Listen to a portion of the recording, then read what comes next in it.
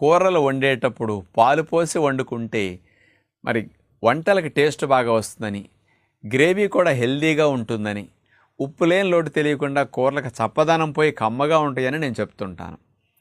మనం అన్ని వంటల్లో కూడా ఉప్పు లేని లోటు లేకుండా టేస్టీగా ఉండాలంటే ఎక్కువగా టమోటాలు వేయమంటాం. నెక్స్ట్ రెండోది పచ్చి మామిడికాయ వంటల్లో ఎక్కువ వేయమంటాం. మామిడికాయ పొడి వాడమంటాం.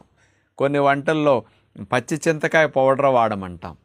ఇట్లా ఈ రకమైన పులుపులు మీరు వంటల్లో వాడినప్పుడు పాలు పోసారనుకోండి, అప్పుడు ఆ పాలు ఈ పులుపుకి విరిగిపోయి పాలు తురకలు తురకలుగా పన్నీర్లాగా అయిపోయి నీరుగా అవుతుంది. పాలు విరిగిపోతే ఏదన్నా అయిపోతుందా అని చాలామందికి దాని వంటల వల్ల ఏమైనా నష్టం వస్తుందా అని సందేహం కలుగుతుంది.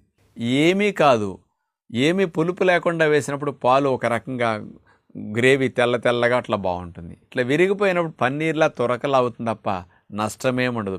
అందులో ఉండే కొవ్వంతా సెపరేట్ అయింది, నీరంతా సెపరేట్ అయింది, రెండూ వేరైపోయినాయి తప్ప కూరలో కలిసి ఉన్న విడిపోయిన లాభాలు ఒకటే కదా. అంచేత ఎప్పుడన్నా పాలు పోసి వంటల్లో కాస్త విరిగినట్లయితే శరీరానికి నష్టమేముండదు. దానివల్ల కమ్మదనం పెరుగుతున్నా తప్ప హాని ఏది జరగదని గ్రహించండి.